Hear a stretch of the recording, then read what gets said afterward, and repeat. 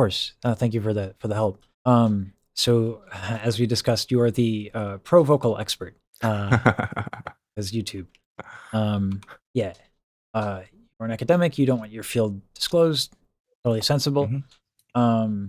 But you know things about the things, and we were Hmm. discussing Hmm. Daryl, uh, Yep. and trying to discern a possible list of things we could try, considering Right. that she had a history of smoking and also believe she told me explicitly she has asthma. Right. So usually what I do with like when I hear with Daryl, now the other thing I wanted to front load for folks is that vocal coaches aren't doctors. And though Yeah. you are not a medical doctor, what I understand. So it's Yes, that is inappropriate. correct. Yeah. So inappropriate for us Yeah. to get too into detail with these things, but what we're interested in doing is having a list of things we can try Hmm. and use to possibly address some things. If somebody has difficulty with vocal closure, which is something that I hear with Daryl singing at times, there are a couple of different ways to handle that. I'm always nervous about trying to get someone who has difficulty with vocal closure from a medical reason to like do all of the things that you can do to achieve vocal closure, because then that can cause more problems. You had in mind a few alternatives. Yeah. And I think in this case, because we don't want to jump to conclusions and give a premature, I'm using air quotes here, diagnosis Yeah. on the specific pathology, I think it's wise that maybe we can address this as a general help guide sort of way, where in case you might have something that's causing you pain or something that's more serious, Mhm. definitely go see a medical professional.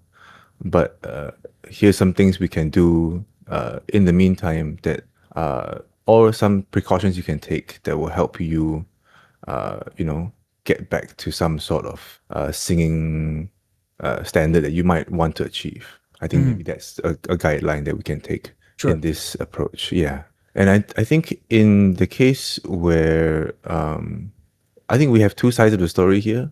One of it is the interesting thing is what happens during, not during, but like what happens as a result of some sort of vocal fold damage. And I think there should be a cleaner way to say this, but I'll go ahead and just say vocal fold damage for now. And I think the other way we can, sorry, the other side we can talk about is the exercises that we can do, or we can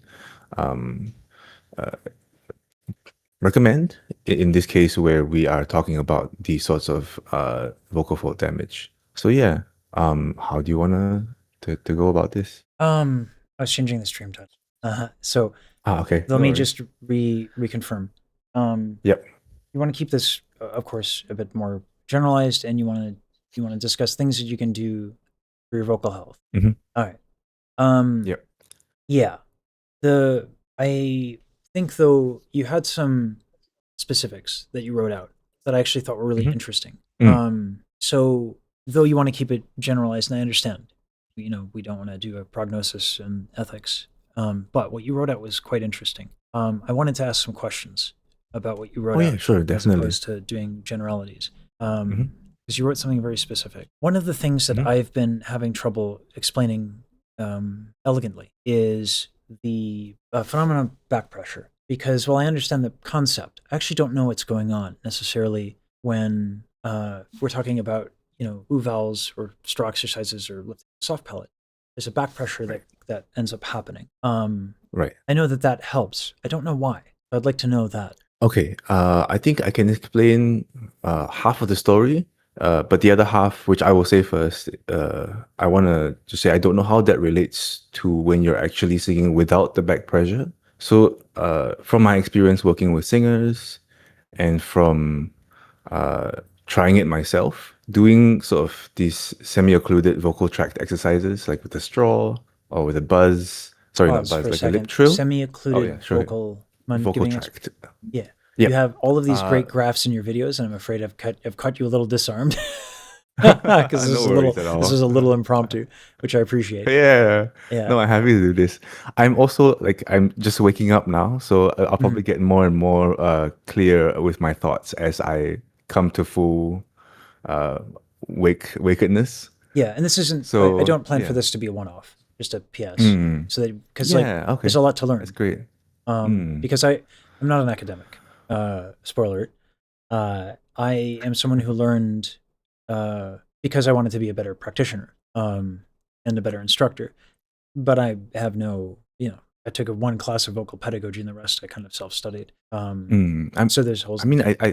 I do think it sort of helps guide what you need to do with vocal pedagogy as well. Mhm. Because for me, at least trying to explain this from the bottom up, it's a bit harder because I don't know how to relate the physics or the mechanics of the plumbing with exactly what it is that you need to be doing muscularly speaking. So it's a bit of a disconnect for me. But I think with your live Mhm. experience, it helps a lot. And yeah, so back to the point about the semi-occluded vocal tract stuff. So, and this will be in the video as well. I talk about acoustic impedance, but in broad terms, when you have any sort of pressure or like increase of impedance, I guess would be the general word, where you are restricting the airflow somewhat.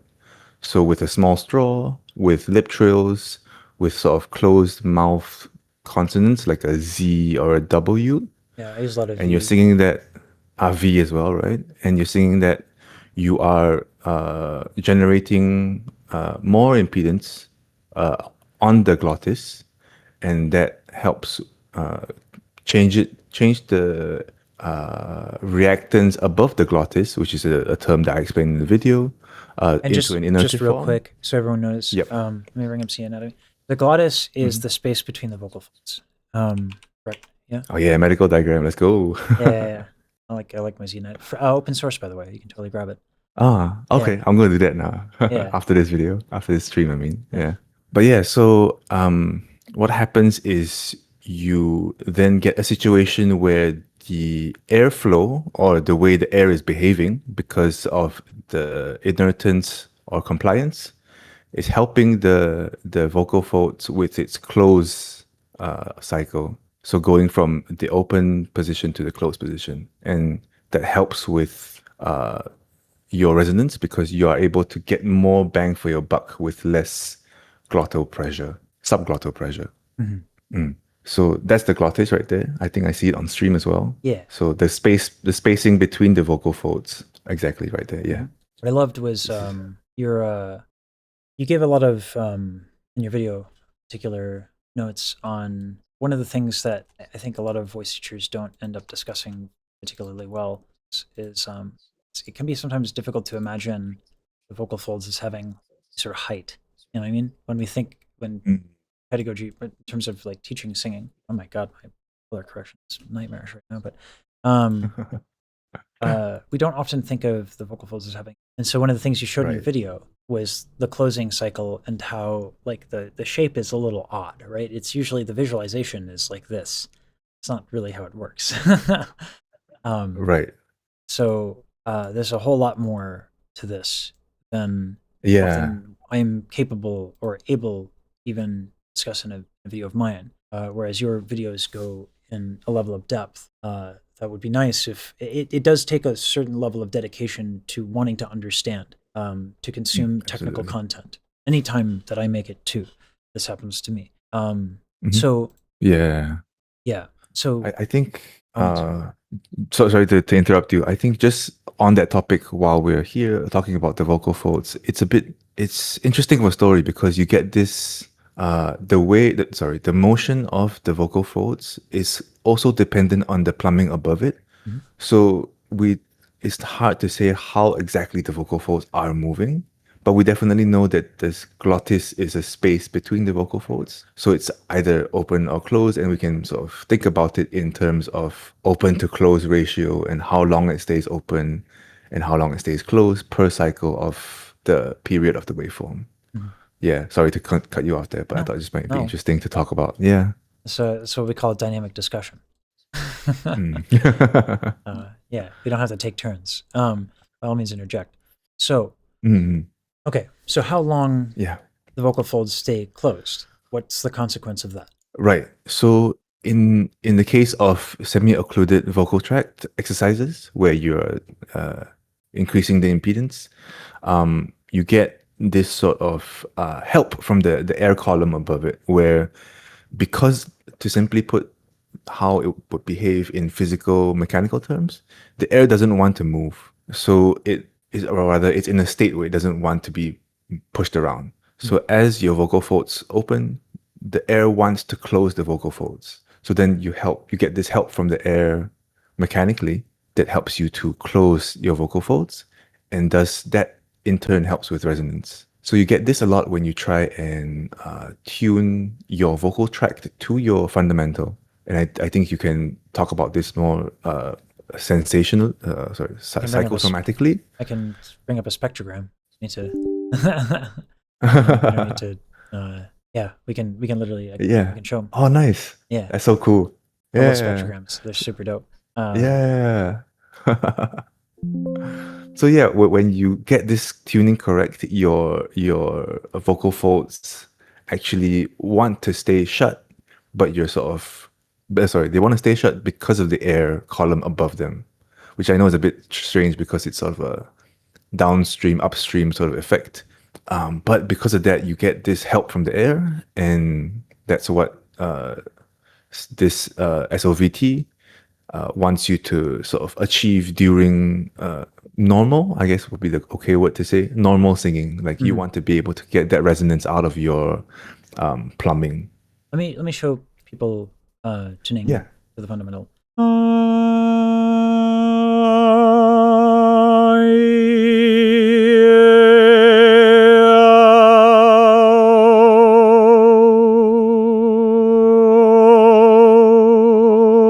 So with my oo vowel, I'm trying to actually get some of this back. I have some jaw tension, so it goes away a little bit. Warmed up and all this other stuff, all these other excuses, but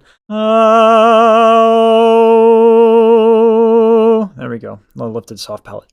Anyway, so yeah, That's a great we example. Yeah. yeah we do this a lot as opera singers. It might be the whole thing that we spend quite a few years doing on different scales and arpeggios, and the Mm. ideal is to have consistency of tone throughout the entire range, at least whatever you're performing. Like, if I'm doing like, I'm not going to project Mm. over an orchestra with that, but it's cool. It's not Mm. part of the training. Yeah. So and so yeah, we control a bunch of bits and bobs, the pharynx, the soft palate. You discussed that. Yeah. Um, Yeah. Oral cavity as Yeah. well. And So your lip shape. Yeah. all of those go into So tuning. yes, exactly. So the how big your mouth is and what sort of lip rounding you have, how you move your tongue. Like I know I've heard anecdotally that some singers like to raise the back of their tongue when they're performing certain part of their range.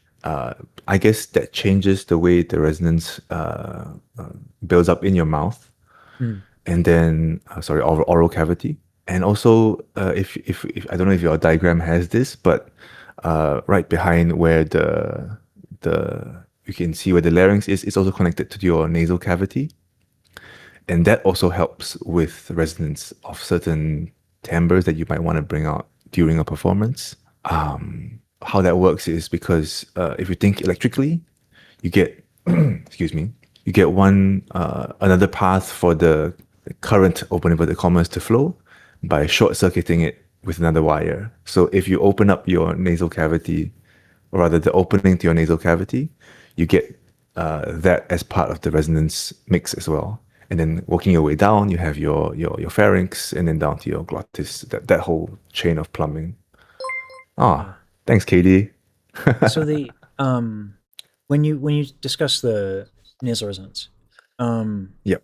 talking about like the nasal passages and that, or are you talking about lowering soft palate, or does the soft palate even need to be lowered to achieve? I imagine there's some sympathetic resonance that can in the nasal cavity, regardless, right? Yep. Yeah. So in this case, there's a tuning, right? You have this way of being able to shut off your nasal cavity from the back of your. I guess it's connected to your soft palate as well. It's a whole series of movements behind your oral cavity that help with this. But as you open that more and more, you can get that resonance involved with your plumbing resonance that you were using without the nasal cavity involved.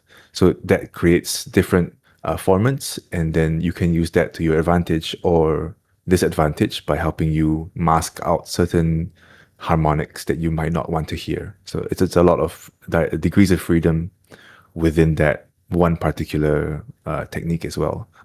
I think of examples with Chinese opera singers where they Do specifically a lot of rely that on, stuff. yeah, they specifically rely on really nasal sounding voices in order to project across the instrumentation that's involved within Chinese opera.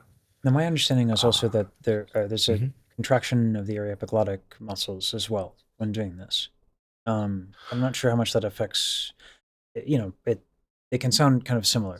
Um, Mm, the like if that's an AS contraction versus right, yeah. They're right, right, really right. close in frequency to one another. So the imagine 'cause some of them, some of those Chinese opera singers, they project like a. I won't use expletives. You're a professional, but the I imagine there can be a combination as well in that instance, right? I'm Right, not. I definitely. I think because of the way this whole cavity is shaped above the oral cavity, you have free will to play with that cavity's what's a good way of saying this?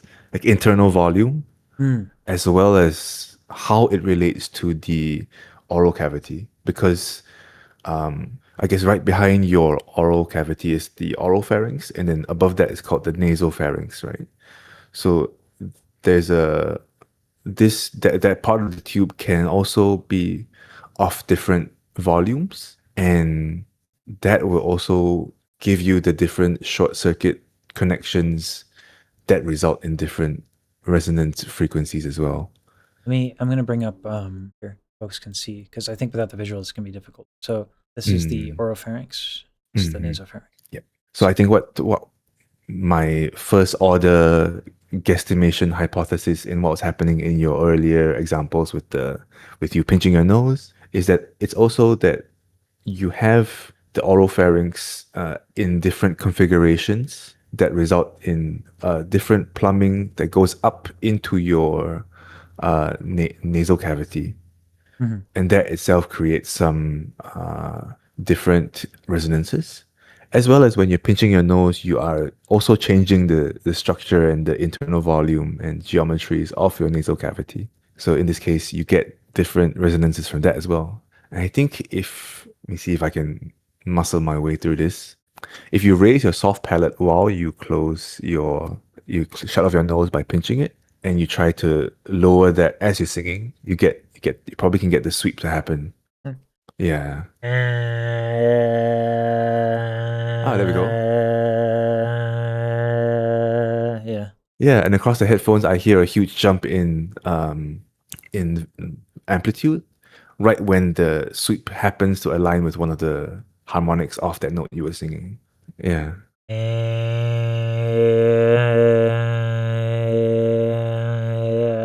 Let's do yeah.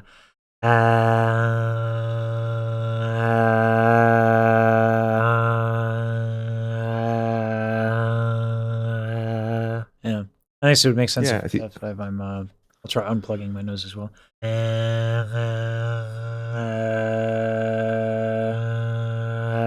Oh, yeah. No, I'm Yeah. just having fun. No, exactly. I think this is exactly what we're going for. On the spectrogram, I see at some point one of the lines like they get a lot brighter Mhm. because of the resonance peak, right? And that's what we hear as the jump in volume. Yeah. The one Yeah. thing that someone just pointed out, the semitone difference. This is something that I was trying to Mm, communicate before. Tone deafness gets thrown around a lot as a term mm, and is widely misused. Because tone deafness is like, if you can't sing on pitch, that doesn't mean you're tone deaf. That just means you might have some technical problems. So to me, that's an mm, example when I'm sustaining the same pitch, but because of what I'm doing, the inefficiencies, there's probably a better term for this, but I'm just going to use inefficiencies. The inefficiencies that I end up building up and driving the pitch flat. I'm not changing Mm. intentionally. Obviously, the vocal folds are doing a different thing, but I'm not thinking a different pitch. I'm not trying to do a different pitch. It just ends up being that way, that it goes flat by that much. Mm. So, Exactly. I think also when you're doing this, changing a resonance, there's a sort of upstream effect where it biases the way your vocal folds feel to your brain, and then your brain doesn't, it tries to keep that same pitch, mhm, and inadvertently it lowers the pitch because of that. And so you get this changing of pitch because you muscularly you feel, or rather psychosomatically you feel like there's a some difference in the way your vocal folds feel. So it's all connected in one big feedback loop, which is a study called acoustic or musician interactions in mm, acoustics, where they study all these sorts of like brain body instrument connections, and it's really cool. And a whole lot of it is also quite misunderstood. So that helps address part of the reason why it might lower in pitch as you try to sweep the resonance with your nasal cavity. mm, Mhm. possibly. Hard to know. I'd have to Yeah, go hard back to in know. time. Yeah, need to Yeah. get a CAT scan as I go. Um, Yeah. yeah. Okay. Um, hmm. 3D MRI machine on stream when? Oh God. Uh, okay. This is where I have to nerd out. So there's I've had Dr. Blaylock on stream before. He studies beatboxing. Oh, nice. I'm not Okay. sure how much beatboxing you have the pleasure of listening to. There's some absolute maniacs out there. Yeah. But Yeah. Dr. Reed Blaylock has a website when he was funded to study beatboxing at I forget the university. But he has his whole website is MRI footage of beatboxers. Oh, Yeah, wow. it's really cool site here. Here we go. So the this is something I wanted to talk about as well. Is that Mm. Blaylock, Dr. Blaylock had some. These are all different sounds. Uh, Oh, nice. so if you could explain to folks why this is much preferable to something like a laryngoscope when Mm. discerning what's going on mechanically with the human voice, real quick. Like what are the things that people get wrong when they use a laryngoscope versus what is the advantage of a MRI footage? Right. I guess if you're looking, and this is also, I want to preface this again with the academic asterisks, but I want to preface this by saying it's depending on exactly what you're trying to look at. Sure. So a laryngoscope is really good at looking at stuff happening at the vocal folds or at a particular section of the tubing.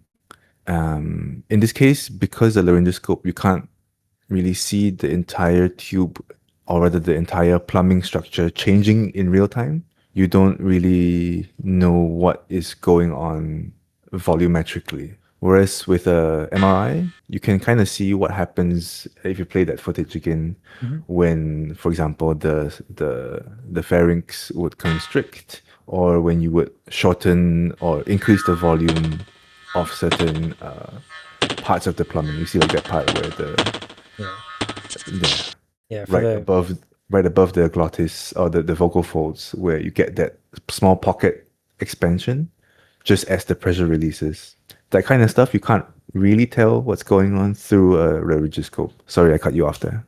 no. I was going to explain what's going on here for folks is this is a beatboxer's kick drum. I didn't actually realize the tongue goes back. So the lips are sealed, the vocal folds close, the larynx pumps like goes upwards while that vocal closure is happening, and that buildup is what of pressure is what creates a kick drum. And Dr. Blaylock observed that beatboxers of higher skill level are able to get more sound out of that. So like a weak beatboxer, right? But like and that they can do that very quickly. A beatboxer is known for this. His name is Alem. He's Mm. crazy with this, and this happens with a lot of percussive sounds. And so this he used this footage, and as well as I mean, he had a lot of beatboxers in for the study, but he was able to Right. determine. I don't know if I can say conclusively, but convincingly that there's a correlation Mm. between skill level and the ability to do this simple thing. And so, the problem with that sounds so simple, but like because Dr. Blaylock's work is kind of the only thing that's going on with beatboxing, like Yeah. this is what we have. This is where we're at. So, Yeah. but Oh, like that's great. I think it's super cool. I think, yeah. But like it's easy to intuit that thing, but it's important to be able to confirm that, because Mm. the problem with any inaccuracies and assumptions that end up compounding in one's Yeah. understanding of our mental model of any skill in singing, like we get a lot of misinformation from that, because if A is true and B is true, then C is true, but you don't actually understand B, you're kind of screwed. C is just Right. guessing. So yeah, so that's where I'm at in Yeah. certain elements of stuff, and it's been coming up. Oh, yeah. Yeah, so I appreciate your time here. So this stuff might seem a little esoteric to some folks, but like it is really important. No, I appreciate you having me here as well. I love hanging out and talking about these kinds of things. Yeah, Yeah. I wanted to say something about the video, but cool. I think I don't need the video to be there. So as a Want this video there's or the a one you made? You can the bring up the one one you oh made. no the kick drum one. Yeah, that Mhm. one. So I was reading the paragraph of text, and I just saw the line that the velum rises to create a seal in the mouth. Mhm. And something like that wasn't intuitive until I read it. And I mean, of course, in retrospect, it's obvious that you want to create a seal in your mouth, because if you don't create a seal in your mouth, then that explosive volume of air that comes out of your mouth during the kick drum sound would then get short circuited through your nasal cavity, Mhm. and you'd get a weaker kick drum sound. So stuff like this, I feel like it's part of what you were saying with the if A is true, B is true, and C is true, and if you don't understand B, we're just guessing at stuff. And I find, and I don't want this to be a bad thing. It's more like we had no prior way of confirming certain evidence that we use in vocal pedagogy, Yeah. right? A simple case of that would be, when your friend teaches you to sing for the first time, I find this sentence particularly memorable because I've heard it so many times. And the sentence goes, you need to breathe into your diaphragm. I have a huge spiel on this. Oh boy, diaphragmatic breathing. If that phrase, if there was ever a phrase to piss me off, it's that one. Oh boy, Yeah. breathe with your diaphragm. So no, the Yeah. spiel I always give is, listen, guys, if the diaphragm ain't moving, it's because you're dead. Uh, yeah, no, people who watch regularly know my spiel on diaphragmatic breathing. You mean breathing? Cool. All right. Anyway, Yeah, yeah. exactly. Um, And this is exactly one of those things where I'm talking about, I guess we're trying to address here as well. Like, we have these at least decades of different studies of the voice and how it works. And hopefully now we can help better inform these pedagogical nuances when it comes to delivering why is it exactly you want to do what you want to do, so that you can replicate that particular kind of resonance or this particular timbre. yeah. I think you need to breathe with your breathing muscle. Yeah, I thought that's why I kind of chuckled because Riven got me with that one. So yeah, I was Yeah, trying I was trying to listen to you and I was like, oh, that's funny. Yeah, no, it's good. It's good. yeah. Yeah. On a side note, though, I wonder if you've talked about this before, but I've always wondered about expansion during breathing and how that affects your resonance. Because, for example, if I'm having anterior expansion or posterior expansion while I'm breathing, I don't know whether that changes what the plumbing feels like, or the configuration of the plumbing. I can But I I could can breathe, expand interiorly. Yeah. I so this is where I couldn't tell you why. I can tell you that, my God, does it make a difference. I can demonstrate real quick. Oh yeah, sure. So if I have this is what I was demonstrating when I was looking at, like, a lot of what I do when I start with people is just work on their breath. I don't Mhm. exactly know why when you put too much breath through, like your body starts contracting and responding. But like if I were to do let me do something that's easier. De miei volenti spiriti, il giovanile ardore. Very lazy posture there, right? Mhm. Watch what happens. Let's turn the spectrogram on. That's fun. De miei volenti spiriti, il All right, lazy, probably a little flat. Just give me a second. I'm gaming all day. My try hard back muscles. De miei volenti spiriti, il giovanile ardore, e la tempro col placido. I have to. I'm way too high. I actually think it starts on. I think it starts on that. But like, yeah, Yeah. big difference in Yeah. sound quality, and I have no idea why. Um, Right. I wish I did. But it's Me also too. easier to go up. Yeah, right. Like, Yeah. I know that the false folds can come in. This was my guess, is that Right. the false folds come in the same, like, God, I know it's a little bit more involved in this, but like the Bernoulli effect, right? Hmm. Yeah, the false folds can come in even if you're trying to retract them just by virtue of too much breath. I think, I'm guessing, no idea why, but I would imagine it is the Bernoulli effect that brings them in. But I don't know. So yeah, teach me all of the things that I don't know. That's how this works, right? I hope so. I will try my best to. But however, I am limited by myself as well, and Oh, there you are don't know things that I don't everything. know. Oh, darn. Unfortunately. Rib. Yeah. Ah, Rip. you have L to L research and guest. work for it. Darn. Yeah. But Yeah. Who yeah, knew you had to read stuff before you know how it works? crazy. I thought you just came out of the womb doing it. Yeah, but I have no idea why that ends up making such a big difference in tone quality as well as sound. Like Right. just that chest, and I also, it's people ask me how I can hear sometimes. Like I'm like, oh, that sounds like chest tension. Like, how does chest tension have a sound? I'm like, honestly, I wish I could explain it to you. Right. I always feel bad because when someone has someone like with Daryl, like I'm just used to hearing ideal conditions. It's not a good thing. I have to Mm. level up, but like the even like the sudden release like has a like um Yeah. That's so cool. yeah, it's all like you're saying, it's all kind of, it all plays into itself. Yeah. I have a first order guess, but it's not anything mechanical. Hmm, And this comes from my personal experience of playing music. I do some gigs here and there, and I get involved with early music. And so I work with a lot of, I mean, your usual early music operas. So I heard you sing Messiah the other day yeah, on Abaji's React.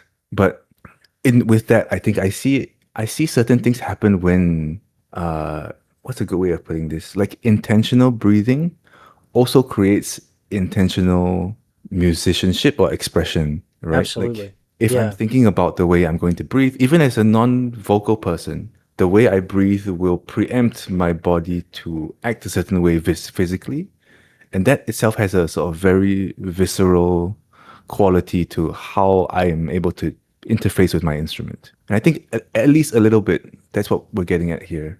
We're priming the body in a way that's suitable for exactly what we need it to do. Yeah. There's also, I guess that's a. there's further expand upon that. Mhm. I was seeing an auto reaction, and there's something she was doing that kind of mimicked like keening when you're crying, and the Mm. tone quality that ended up coming out was very indicative of that. Mm. Yeah, your body likes to breathe, keeping it from doing so makes you anxious. Yes, yeah, it tends to do that. I work with fans and Yes. create a community on learning about the voice and body. Yeah, I mean, I like to improve to help folks. Um, the Thank you. what I for what I mean, it's in general. oh yeah, but the kind of the keening thing Mhm. definitely brings like that just breathing in that way can be evocative of like mourning and sobbing, pretty intense way. Like you don't keen when you shed a tear. You keen when you're like, like there's usually Right, some right. snot. You know what I'm saying? Uh, yeah, Yeah. it's an ugly cry. So, so it's like if you're getting emotional, we tend to kind of like lock up a little bit if we're feeling sad. But adding that movement can do that a lot. So it can affect. Yeah, breath is this is such something so unique to singing in terms of. I imagine wind instruments can obviously, but it's just I don't know. It's a little different with singing because we Mm. live our lives breathing, as it turns out. And we live our lives breathing with our voice. So there's things we can do, and there are many acting methodologies that try to do this as well. Oddly enough, breathing patterns when you're laughing are very similar to that of Mm. when you're crying. Ah, okay. Yeah. So That's cool. yeah. So if you're not careful with yeah, the acting department at Temple was really remarkable. Ah, I learned quite a bit. okay. But Right. yeah, just to like super triple underline the importance of what you said regarding breathing, artistic decision making, and singing. Yeah. I absolutely I agree with that completely. I think there's so many emotive things that relate very well to our actual, I guess in the singer's case, phonation, but just in general, just with instrumental technique, so many things that we do and we feel on a daily basis. And I strongly believe that help us inform how we should emote on our instruments. Mm. Yeah, and just also I just sent you a paper on Discord, and that was I was just looking at because we were talking about belting earlier before we had our call, and these guys apparently looked at belting and a Oh. couple of other things like Uh, let me see, they look at twang, oral, opera, sobbing, speech, and falsetto. And one of the I mean we are just talking about this like sobbing or crying, but this paper at the end of it, they concluded that sobbing and opera voices were similar in physical plumbing. hmm. At least your body tends to make it happen that way. Yeah. Yeah, and In I fact, find that so actually, cool. when I don't intentionally like, so I that's another thing I can hear the difference. So I often don't do that, and then I struggle on my high notes. So I do Dies Bells ist but sauberen schön. But if I sob, that note becomes so much easier, and I keep forgetting to do that. It's like, how dare everyone make me so happy these days where my singing suffers. But Dies Bells ist but sauberen schön. Wir noch ein Auge gesehen. Ich fühle es. Like it's so much easier. So I don't know why Absolutely. I gotta be. Oh, thanks. I guess I gotta be Lesage more often. But Let's say. Lesage. But it makes a big difference in my ability. I don't know why. It's Right. infuriating. I, it's really cool. I love the how you can immediately turn that into something like of practical use. Because when I read it, I go, okay, cool. This is something I can put in the back of my mind. Hopefully, someday will come out where someone invites me on stream and I can talk about it. That's what I get from the Yeah, information. yeah, Yeah, yeah. it's really cool. Yeah, Oh, I keep got to remind myself of these things. Like yeah. one of the beautiful things about teaching, is that like you're reminded. It keeps yourself honest in a lot of ways because you can forget these things. Nice, I'm great at crying. Right. Yawning can do it. The problem with when I telling people to yawn gets tough because then people do weird things with their tongue. Because when you yawn, you can do weird Ah, things with your tongue. So I try to get people to do things like literally any other way because then I have to correct a lot of the problems that people end up having with that cue. It's a bit of a mm, pain, but yeah, yawning is a very common cue for learning to like teaching people how to lift their soft palate and also to retract their false folds as well. Um, yeah, I think this comes from a maybe more classical music liking background, but the thing about sobbing as a cue for like a physical action, as opposed to yawning, that I've heard, what I really like about it is, and this is not musical advice and not vocal coaching advice, but when you sob, you get the added advantage of eyebrow tone, and I really like eyebrow tone when people eyebrow do the tone. Yeah, when you know you get that right resonance and you frown into the note, that you get that Yeah. small change in timbre. I want to do this now. Hold on. Yeah. Eyebrow tone. Hold on. Hold on. It just says Or like when you dispeltness. raise your eyebrow on a note. Oh, yeah, yeah, yeah, yeah. Okay, yes, yes, yes. I Yeah. know exactly what you mean. Yeah. Dispeltnis ist bei Zaubern schon. This is something Yeah. that there are a lot of people when you listen particularly when you look at Pavarotti, he does this Oh so yes. like when he goes for a high note. Like the like yeah, that's funny. Eyebrow tone. I never thought of putting it that way, but yes, yes, that is the Yeah. thing. Um, increasing the space in the nasal Yeah. cavity certainly probably has a Possibly, yeah. yeah, that could probably have an implication of that. But yeah, why does that sound Yeah, and different? What? Yeah, it's the human body. It's the coolest thing. Like it's the coolest thing. Yeah. uh, um, yeah, the body's the instrument. So you do things with your eyebrows. It changes your tone. You know, if I Yeah. move my jaw that way, it'll change my tone. Yeah. Yeah, if you frown into a note, it changes as well. I've Yeah. noticed that. Yeah, with a lot of In fact, there's the singers. ideal that a lot of people, well, it depends on the school of thought, but like Renee Fleming's teacher would Hmm. preach that like you should have the corners of your lips and Hmm. like it should be a box. Not that you would make your face a box and it's going to work out, but the result of all of the things that you're doing usually ends up with a result like of optimal singing. So to expand on it, like to dispeltness.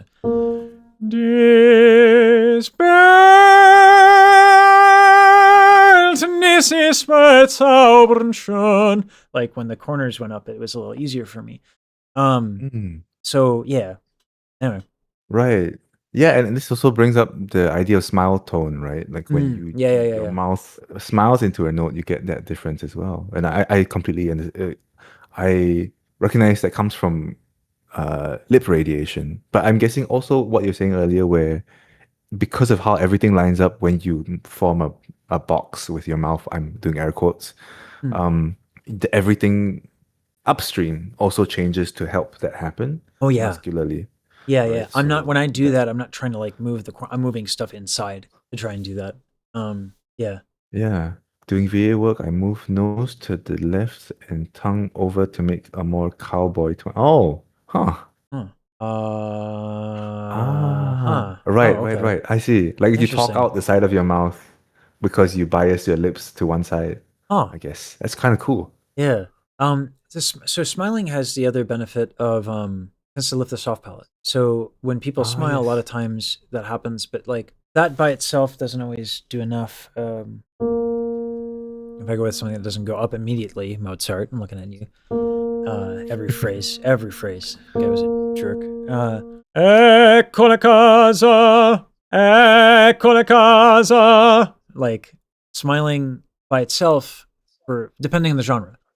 You know what Mm, a better example would be than opera would be like R&B versus country. mm. Um, it's undeniable that we should be together, and all emotional that I used to say that I'd fall never. Right for like back at one with Brian McKnight. Mhm. If I smile, it's gonna sound country. It's undeniable that we should be Ah, together and all emotional. Yeah. So, um, right. yeah, because like opera's a lot. This Yeah, I mean, you and do you do a lot.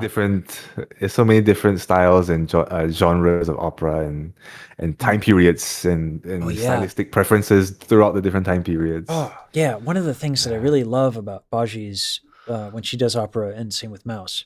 Mm, When I would listen to my opera growing up, my father was an older man, so we mm, listened to 1910s, 1920s, 1930s, and the idioms of singing back then were different.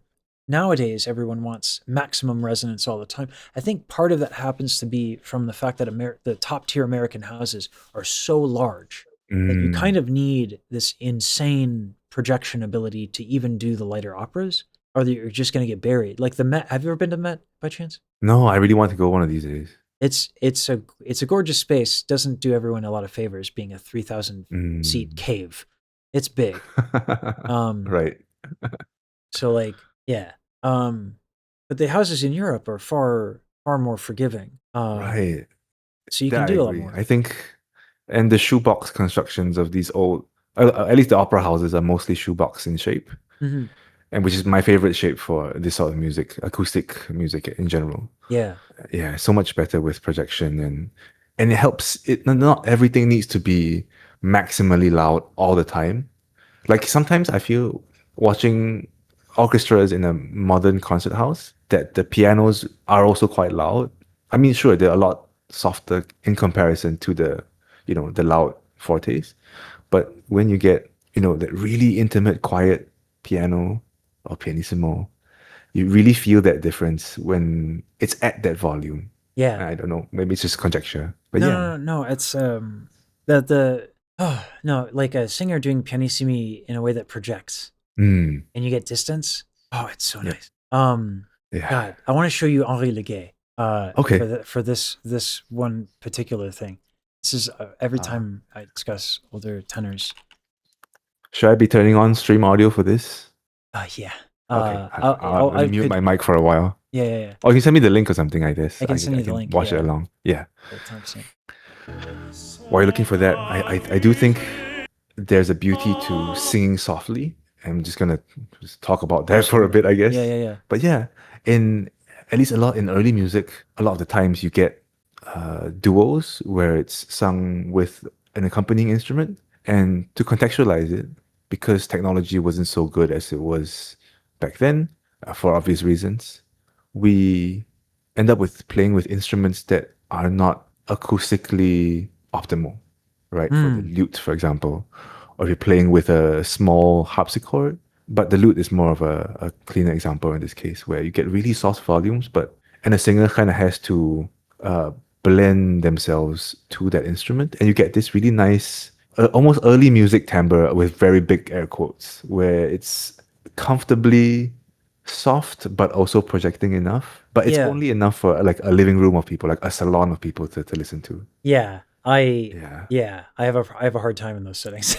I really have to rein Many it in. people do, Yeah, I have yeah. to really have to rein it in. I don't know if I I can hit mean, it's high notes in those. counterintuitive to most of what you're taught as a vocal student, sort of going through the modern pedagogy, right?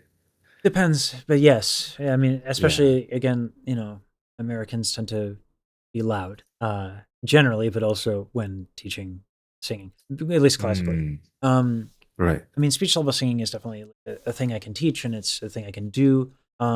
But when tuning to an instrument, the way you're saying, Mm, that level of if I'm trying to really control resonance, like to match a timbre, generally going to think more classically because that's where I've spent most of that time trying to blend and doing all that stuff. So just habitually, mm, so it can be mm, difficult. One has biases, just in their habits. It stinks right. in a lot of ways. I think this is something about Baji's singing that I was so annoyed and also enamored when she was doing the Rachmaninoff vocalise, and I was like, oh, she might Uh-huh. need help like getting the classical aesthetic, and then she just got it, and I was like, okay, it's like all right, fine, okay, Honestly, it's amazing. yeah, yeah, yeah. She's quite good, and very versatile, but like Yes. with Mouse, that this is God with ERB as well, like because I've met most of the singers I know, they have a very kind of straight and narrow walk of life, and Mm, their training path and their journey is very quite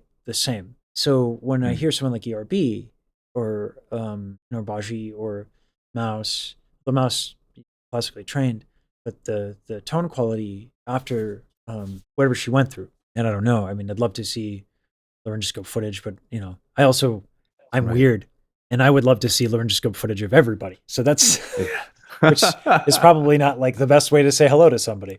Hey, how you doing? Do you have your laryngoscope footage? Um, but yeah, no, there's a lot of interesting people in this space, yourself included. Oh, Um, thank you. I appreciate that. Absolutely. Yeah. I want to bring on your video if that's okay. Oh, yeah, sure. Yeah.